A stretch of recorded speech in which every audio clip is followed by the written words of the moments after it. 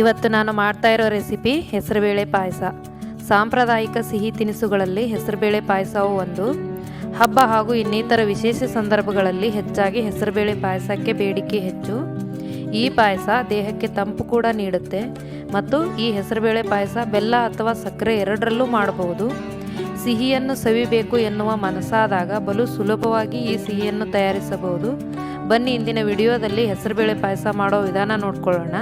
ಅದಕ್ಕೂ ಮೊದಲು ನಮಸ್ಕಾರ, ಪಾಕಶಾಸ್ತ್ರ ಚಾನಲ್ಗೆ ಸ್ವಾಗತ. ನಾನು ಸುರೇಖಾ ತಳವಾರ್. ನಮ್ಮ ಚಾನಲ್ಗೆ ಸಬ್ಸ್ಕ್ರೈಬ್ ಮಾಡಿಲ್ಲ ಅಂದರೆ ದಯವಿಟ್ಟು ಸಬ್ಸ್ಕ್ರೈಬ್ ಮಾಡಿ, ಹಾಗೆ ಪಕ್ಕದಲ್ಲಿರೋ ಬೆಲ್ಲೈಕನ್ ಪ್ರೆಸ್ ಮಾಡಿ. ಬೆಲ್ಲೈಕನ್ ಪ್ರೆಸ್ ಮಾಡೋದ್ರಿಂದ ನಮ್ಮ ಹೊಸ ವಿಡಿಯೋ ನೋಟಿಫಿಕೇಷನ್ ನಿಮಗೆ ಬರುತ್ತೆ. ಹೆಸರುಬೇಳೆ ಪಾಯಸ ಮಾಡೋ ವಿಧಾನ ನೋಡ್ಕೊಳ್ಳೋಣ. ಮೊದಲಿಗೆ ನಾನು ಒಂದು ಸ್ವಲ್ಪ ತುಪ್ಪ ಹಾಕ್ಬಿಟ್ಟು ಈಗ ಬೇಳೆನ ಹುರ್ಕೋತಾ ಇದ್ದೀನಿ. ಇದಕ್ಕೆ ನಾನು 3/4 ಬಟ್ಲಷ್ಟು ಹೆಸರು ಬೇಳೆ ತೊಗೊಂಡಿದ್ದೀನಿ. ಇದನ್ನು ಈಗ ಹುರ್ಕೋತಾ ಇದ್ದೀನಿ. ಸಣ್ಣ ಉರಿಯಲ್ಲಿ ನಾವು ಹುರ್ಕೊಂಡ್ರೆ ಸ್ವಲ್ಪ ಚೆನ್ನಾಗಿ ಫ್ರೈ ಆಗುತ್ತೆ, ಎಲ್ಲ ಬೇಳೆನೂ ಫ್ರೈ ಆಗುತ್ತೆ. ಹಾಗಾಗಿ ಜೋರು ಉರಿಯಲ್ಲಿ ನಾವು ಫ್ರೈ ಮಾಡ್ಕೋಬಾರ್ದು, ಸ್ವಲ್ಪ ಸಣ್ಣ ಉರಿಯಲ್ಲಿ ಫ್ರೈ ಮಾಡಿಕೊಂಡ್ರೆ ಚೆನ್ನಾಗಿ ಎಲ್ಲ ಬೇಳೆನೂ ಫ್ರೈ ಆಗುತ್ತೆ. ನೋಡಿ, ಇದು ನಾನು ಒಂದು 6 ನಿಮಿಷ ನಾನು ಫ್ರೈ ಮಾಡಿದ್ದೀನಿ. ಸ್ವಲ್ಪ ಕಲರ್ ಕೂಡ ಚೇಂಜ್ ಆಗುತ್ತೆ, ಗೊತ್ತಾಗುತ್ತೆ ಹುರಿದಿರೋದು.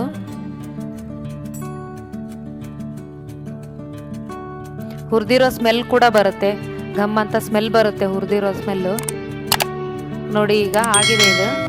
ಈಗ ನಾವು ಇದು ಕುಕ್ಕರ್ಗೆ ನೀರು ಹಾಕ್ಬಿಟ್ಟು ಈಗ ಇದನ್ನು ಬೇಯಿಸ್ಕೊಳ್ಳೋಣ. ನಾನು ಹಾಲು 1 ಬಟ್ಲು ಹಾಕೋದ್ರಿಂದ ನಾನು ಒಂದು 2-2.5 ಬಟ್ಲಷ್ಟು ನಾನು ನೀರು ಹಾಕ್ತಾಯಿದ್ದೀನಿ. ಹಾಲು ಜಾಸ್ತಿ ಯೂಸ್ ಮಾಡೋರು 1.5 ಬಟ್ಲು ನೀರು ಕೂಡ ಹಾಕಿ ಬೇಳೆ ಬೇಯೋಷ್ಟು ಮಾತ್ರ ಕೂಡ ನೀರು ಹಾಕ್ಬಿಟ್ಟು ಬೇಯಿಸ್ಕೋಬೋದು. ನಾನು ಒಂದು 2.5 ಬಟ್ಲಷ್ಟು ನೀರು ಹಾಕಿದ್ದೀನಿ. ಈ ಬೇಳೆನ ಈಗ ಕುಕ್ಕರ್ಗೆ ಹಾಕ್ತಾಯಿದ್ದೀನಿ. ತುಂಬ ಬೇಳೆ ಇರಲಿ ಅನ್ನೋರು ಒಂದು 2 ವಿಸಿಲ್ ಸಾಕಾಗುತ್ತೆ. ಇಲ್ಲ ಚೆನ್ನಾಗಿ ನುಣ್ಣಗಾಗಿರೋದೇ ಬೇಕು ಅಂದರೆ ಸ್ವಲ್ಪ ಒಂದು 3 ವಿಸಿಲ್ ಹಾಕಿ ನಾವು ಕೂಗಿಸ್ಕೋಬೇಕಾಗತ್ತೆ. ನೋಡಿ, ಈಗ ಲಿಡ್ನ ಕ್ಲೋಸ್ ಮಾಡಿ ನಾನು 3 ವಿಸಿಲ್ ಬರೋವರೆಗೂ ನಾನು ಈಗ ಕೂಗಿಸ್ತಾ ಇದ್ದೀನಿ. ನೋಡಿ, ಈಗ 3 ವಿಸಿಲ್ ಆಗಿದೆ, ಬೇಳೆ ಎಲ್ಲ ಚೆನ್ನಾಗಿ ಬೆಂದಿದೆ. ಈಗ ನಾನು ಬೆಲ್ಲನ ಕರಗಿಸ್ಕೊತಾ ಇದ್ದೀನಿ. ಬೆಲ್ಲ ಡೈರೆಕ್ಟಾಗಿ ಬೇಳೆಗೆ ಹಾಕಬಾರ್ದು, ಈ ಥರ ಸ್ವಲ್ಪ ನೀರು ಹಾಕ್ಬಿಟ್ಟು ಸಪ್ರೇಟಾಗಿ ನಾವು ಕರಗಿಸ್ಕೋಬೇಕು. ಪಾಕ ಎಲ್ಲ ಏನು ಬರಬಾರ್ದು, ಇದನ್ನು ಬರೀ ಬೆಲ್ಲ ಕರಗೋವರೆಗೂ ಮಾತ್ರ ಇದನ್ನು ಕುದಿಸ್ಕೋಬೇಕಾಗತ್ತೆ. ಜಸ್ಟ್ ಬೆಲ್ಲ ಕರಗಿದ ತಕ್ಷಣ ನಾವು ಇದನ್ನು ಇಳಿಸ್ಕೊಂಡು ಈ ಕುಕ್ಕರ್ಗೆ ಹಾಕೋಬೇಕು. ಬೇಳೆ ಬೇಯಿಸಿರೋ ಕುಕ್ಕರ್ಗೆ ನಾನು ಸ್ವಲ್ಪ ಸೋದಿಸ್ಕೊಂಡು ಹಾಕ್ತಾ ಇದ್ದೀನಿ. ಏನಾದರೂ ಬೆಲ್ಲದಲ್ಲಿದ್ದರೆ ಬಂದುಬಿಡುತ್ತೆ, ಹಾಗಾಗಿ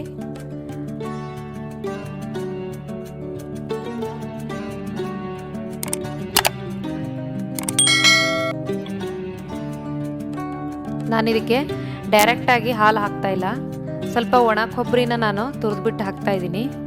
ಇದು ಡೈರೆಕ್ಟಾಗಿ ಹಸಿ ಹಾಲು ಹಾಕಿದ್ರೆ ತುಂಬ ಹೊತ್ತು ಕುದಿಸ್ಕೋಬೇಕಾಗುತ್ತೆ. ಕುದಿಸಿದ್ರೆ ಬೆಲ್ಲ ಹಾಕಿರೋದ್ರಿಂದ ಹಾಲು ಒಡೆದೋಗ್ಬಿಡುತ್ತೆ. ಹಾಗಾಗಿ ನಾನು ಹಾಲನ್ನ ಕಾಯಿಸ್ಬಿಟ್ಟು ಬಿಸಿ ಹಾಲು ಹಾಕ್ತಾಯಿದ್ದೀನಿ. ಈಗ ನೋಡಿ, ಒಂದು ಸ್ವಲ್ಪ ಕುದ್ರೆ ಸಾಕಿದು, ಯಾಕಂದರೆ ಆಲ್ರೆಡಿ ಬೆಲ್ಲನೂ ಕರಗಿದೆ ಮತ್ತು ಬೇಳೆನೂ ಬೆಂದಿದೆ. ಹಾಗಾಗಿ ಒಂದು 2 ನಿಮಿಷ ನಾನು ಕುದಿಸಿದ್ದೀನಿ.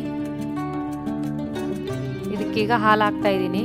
ಇದು ಬಿಸಿ ಹಾಲು ಹಾಕ್ತಾಯಿದ್ದೀನಿ ನಾನು, ಯಾಕಂದರೆ ಬೆಲ್ಲದಲ್ಲಿ ಹಾಲು ಒಡೆದೋಗ್ಬಿಡುತ್ತೆ. ಹಾಗಾಗಿ ಸ್ವಲ್ಪ ಬಿಸಿ ಹಾಲು ಹಾಕಿ ಒಂದು ಕುದಿ ಬಂದರೆ ಸಾಕು, ಇದನ್ನು ಇಳಿಸ್ಕೊಂಡ್ಬಿಡ್ಬೇಕಾಗತ್ತೆ. ಇದಕ್ಕೆ ಹಸಿ ಕೊಬ್ಬರಿ, ಒಣ ಕೊಬ್ಬರಿ ಆಪ್ಷನಲ್, ಯಾವ್ದು ಬೇಕಿದ್ರೂ ಹಾಕೋಬೋದು. ನಾನು ಒಣ ಕೊಬ್ಬರಿ ಹಾಕಿದ್ದೀನಿ ಸ್ವಲ್ಪ ಕುದಿಬಿಟ್ಟು.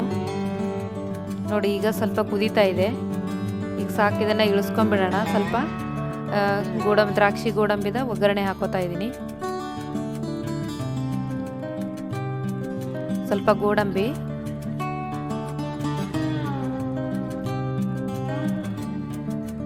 ಸ್ವಲ್ಪ ಕಲರ್ ಚೇಂಜ್ ಆಗೋವರೆಗೂ ಫ್ರೈ ಆದಮೇಲೆ ಈಗ ನಾನು ದ್ರಾಕ್ಷಿ ಹಾಕ್ತಾ ಇದ್ದೀನಿ. ನೋಡಿ, ಈಗ ಇದು ಫ್ರೈ ಆಗಿದೆ. ಇದು ಡೈರೆಕ್ಟಾಗಿ ಈಗ ನಾನು ಕುಕ್ಕರ್ಗೆ ಹಾಕ್ತಾ ಇದ್ದೀನಿ.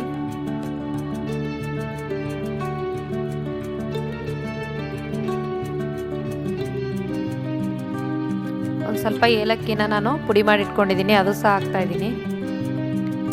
ನೋಡಿ ಪಾಯಸ ರೆಡಿಯಾಗಿದೆ. ಮಾಡೋದು ಕೂಡ ತುಂಬಾ ಈಸಿ ಇದೆ, ಟೈಮ್ ಕೂಡ ತಗೊಳ್ಳಲ್ಲ. ನೋಡಿ ರುಚಿಕರವಾದ ಹೆಸರುಬೇಳೆ ಪಾಯಸ ನೀವು ಕೂಡ ನಿಮ್ಮ ಮನೇಲಿ ಟ್ರೈ ಮಾಡಿ ನೋಡಿ. ಮಾಡೋ ವಿಧಾನ ಕೂಡ ಈಸಿ ಇದೆ. ಇದೊಂದು ಹೆಲ್ದಿ ರೆಸಿಪಿ ಅಂತಲೇ ಹೇಳ್ಬೋದು. ಈ ಹೆಸರುಬೇಳೆ ಪಾಯಸಕ್ಕೆ ಬೇಕಾಗುವ ಸಾಮಗ್ರಿಗಳು: 3/4 ಬಟ್ಲು ಹೆಸರುಬೇಳೆ, ಅದರ ಸಮ ಪ್ರಮಾಣದಲ್ಲಿ ಬೆಲ್ಲ, ಸ್ವಲ್ಪ ಗೋಡಂಬಿ, ಏಲಕ್ಕಿ ಪುಡಿ ಮಾಡಿರೋದು ಸ್ವಲ್ಪ ದ್ರಾಕ್ಷಿ, 2ರಿಂದ 3 ಟೇಬಲ್ ಸ್ಪೂನಷ್ಟು ತುಪ್ಪ, ಸ್ವಲ್ಪ ತುರಿದಿರೋದು ಒಣ ಕೊಬ್ಬರಿ, 1 ಬೌಲಷ್ಟು ಹಾಲು.